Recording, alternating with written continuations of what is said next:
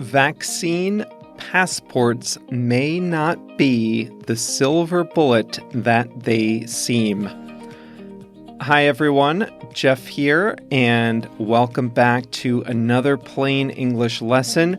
We're up to number 351, and that means JR has posted the full lesson at plainenglish.com/351. That's where you can find the full transcript, translations, extra links, resources, more words, and Plain English Plus members can watch the video lesson and practice the expressions. So check that all out at plainenglish.com/351. Coming up today, have you heard the term vaccine passport? It's the idea that once you get a vaccine, you can use a smartphone app to return to your pre-COVID lifestyle of travel, concerts, and moving around without a mask. But vaccine passports are not the magic bullet that they seem. That's what we'll talk about on today's lesson.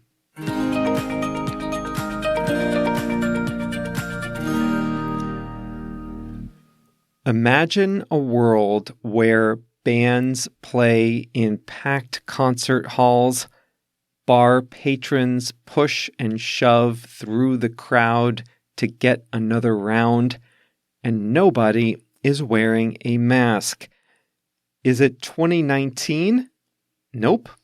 It's 2021 in Israel, where every adult over the age of 16 is eligible to get a COVID vaccine, and where 90% of people age 50 and older have gotten at least their first dose of the Pfizer-BioNTech vaccine. Israel has sprinted to lead the world in vaccinating its citizens, but still not everyone has the vaccine. Despite all the progress, COVID is real in Israel. So how are restaurants and movie theaters packed again? The patrons all have a vaccine passport. They can prove via a smartphone app that they have been vaccinated against COVID-19. If you can't show a green verification screen at the door, you can't go through the door. Governments around the world are considering whether vaccine passports can accelerate the return to normal in their countries. Angela Merkel, the German Chancellor, Joe Biden, the American President, and Ursula von der Leyen, the President of the European Commission, have all expressed some support for the idea. Singapore and China already use them. The promise is tantalizing, but can vaccine passports live up to the hype? Let's start with what they can probably achieve. Most countries have a way to officially certify that an individual has been vaccinated. The problem is that this is mostly paper-based and that each country has its own system. A globally accepted smartphone app could collect those certificates, so a businessman could board a plane in Tokyo, a punter could enter a pub in England, and a fan could enter a baseball stadium in Chicago. This would also take some weight off the shoulders of businesses like shops restaurants, bars, and concert halls. Today, they have to follow extensive rules about social distancing, masks, and capacity limits. With a passport program, most, if not all, of those rules would be replaced with just one rule to follow. Everyone who comes in needs a vaccine. That would simplify the decision-making for business owners. So, what's not to like? Plenty, as it turns out. First of all, for a vaccine passport program to be successful, it must be difficult to fake. But investigators in Europe have already discovered a black market in fake vaccination records, and the smartphone app in Israel was easily hacked at the outset. Second, there are real concerns about privacy. If a government agency administers the app, that government would potentially have access to monitor your movement as you check in at bars, restaurants, public transportation, and airports. In Singapore, the government promised that the data would only be used for health verification. It was later discovered the police were using the smartphone app data to solve crimes. It can be a slippery slope. A passport system would also raise some thorny ethical questions. Some people cannot get a vaccine for medical reasons. Should they be excluded from social life? Should they be denied a job? In countries where the vaccine is scarce, a vaccine passport system would make a vaccine so much more valuable. That would tempt people to try to cheat the system. Young people to cut in front of the elderly, say, or for hospital administrators or politicians to prioritize their friends. Here's another question.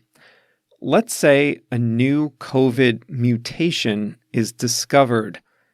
Shortly after the new mutation comes out, it's not clear whether vaccinated people would be immune to the new variant. So what then? Is everyone's passport not valid until more is known about the new variant? What if different vaccines work differently against a new variant? The possibilities are endless.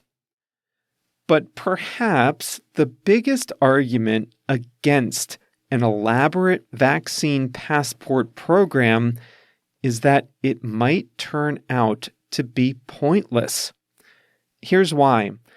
Britain, the US, Israel, and Canada will all have enough vaccine doses for their entire populations by mid-year. If enough of a country's residents have a vaccine or have had the disease, then the population will reach herd immunity and the disease will slow significantly or stop entirely. If that's the case, then a vaccine passport system won't be necessary except in that brief period of time while the population is being vaccinated.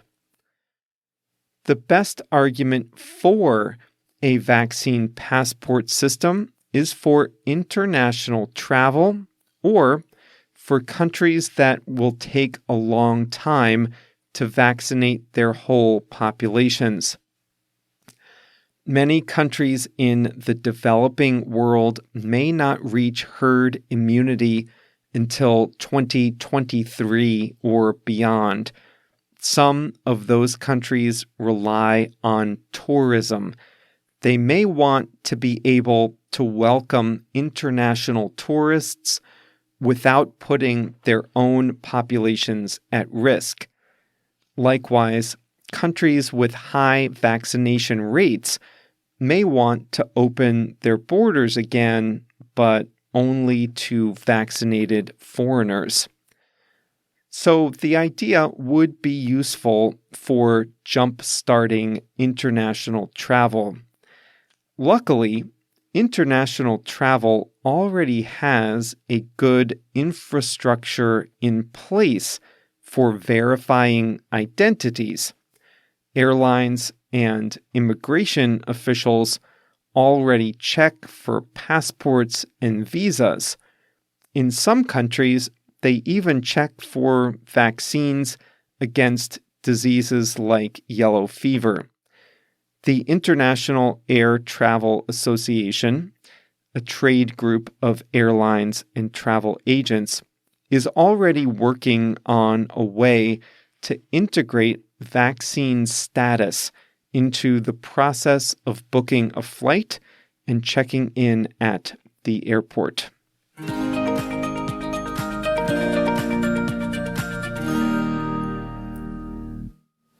I hope I didn't sound too pessimistic about the vaccine passports. There is one good thing that can come out of this.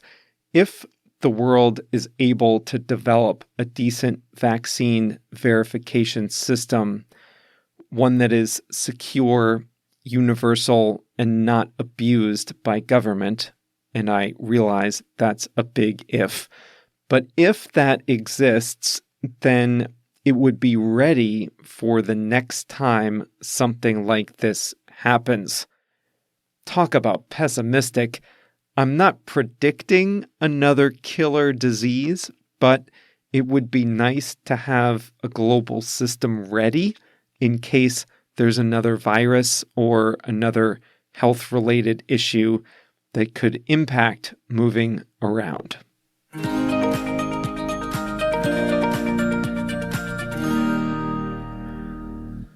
For today's expression, I want you to pretend you're trying to walk around, but you have a 50-pound bag of sand resting on your shoulders. Ouch, that's not fun. It's going to be hard to walk around, hard to keep your balance, and very uncomfortable. That's the image I want you to have in mind when we talk about the expression weight on your shoulders. To have weight on your shoulders is to be dealing with a stressful situation. Conversely, to take weight off your shoulders, or more commonly, to take weight off the shoulders of another person, that means to relieve stress, to make a stressful situation less bad. Businesses with a physical presence have a stressful situation. They need to follow all the COVID social distancing rules. How many people can be in at a time? Is everyone wearing masks? What time do we have to close? How far apart do the tables have to be? What are the rules for fitting rooms in clothing shops? Are we disinfecting surfaces enough? What a weight on their shoulders. Is there any way to take some of that weight off their shoulders? Some business owners think a vaccine passport system would take some of the weight off their shoulders. Instead of having to follow 10 rules, they would just have to follow one. Show your vaccine passport at the door. That wouldn't solve all the world's problems, but it would certainly take a lot of weight off the shoulders of your local bar or clothing shop. Imagine your colleague calls you at 9:30 in the morning and says, "I'm so sorry. I slept through this morning's team meeting. I don't know what happened to me." How might you respond? You might say, "That's okay. I know you have a lot of weight on your shoulders." That means you understand that she has a lot of stress. She's dealing with a lot. It's understandable that she might miss a meeting with all that weight on her shoulders. If you're working with colleagues and you notice one team member has a lot of work, more work and stress than everyone else, you might offer to take some weight off his shoulders. How would you take some weight off his shoulders? You might offer to take some of the work yourself. Well, now imagine a difficult situation is resolved. You might say, "That is such a weight off my shoulders." Have you ever had to sell a house? I never have, but I hear it's stressful. When you're selling a house, you have to make sure everything is clean all the time. You have to make sure there are no problems with the roof, windows, appliances, or anything. You're worried because you want to get a good price, and living with the uncertainty is stressful. But on the day the buyer signs on the dotted line, the day you actually sell the house, wow, what a weight off your shoulders. That's what you would say. "I'm so glad the house sold. It's such a weight off my shoulders." That means you finally got some relief from a stressful situation. Parents in Chicago had a weight taken off their shoulders last month. Their kids are finally starting to go back to school. After having to juggle childcare and remote learning, not to mention managing their own jobs, parents in Chicago are finally sending their kids back to school at least a few days a week. I imagine that is quite a weight off their shoulders.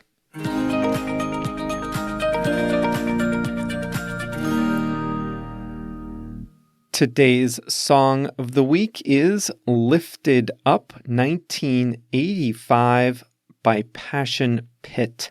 Contrary to the title, it didn't come out in 1985. It came out in 2015. The lyrics say, 1985 was a good year. The songwriter's wife was born in that year. It's kind of an indie electronic song. Nice choice. It's got an upbeat sound to it. Lifted Up 1985 by Passion Pit. That's all for today. You made it to the end of another plain English lesson. What a weight off your shoulders. Phew. No more plain English for another 3 or 4 days. Not until Monday, at least. Well, now the weight is on my shoulders. I need to figure out what to talk about next week. That's a weight I'll carry anytime. I always like thinking up new topics. Well, if you like the topics then you can get even more out of each lesson as a Plain English Plus member. We have community forums where we can all share our opinions and thoughts about the lessons, and Plus members also have access to personalized feedback on what they're learning. So today, right below the transcript, is a section just for Plus members to practice weight on your shoulders. And I read every example and give personal feedback. It's a popular new feature we introduced a few weeks back, and a lot of members are really taking advantage of that. So if you've ever wanted to practice the expressions, but you had nobody to check your work, nobody to read what you're writing, well then consider joining us at Plain English Plus, and I'll be happy to read as many examples as you want to write. To join, just visit us at plainenglish.com/plus, PLUS.